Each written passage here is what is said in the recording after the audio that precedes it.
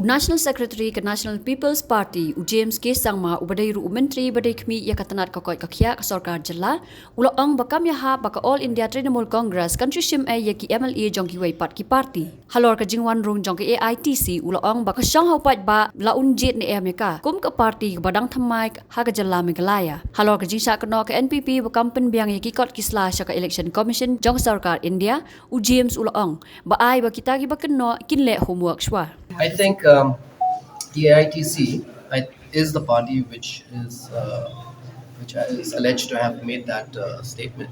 I think they should go and do their homework. Exactly. So that's what I'm saying. That I think it would be good for people of that stature, of that level of leadership, to do their homework.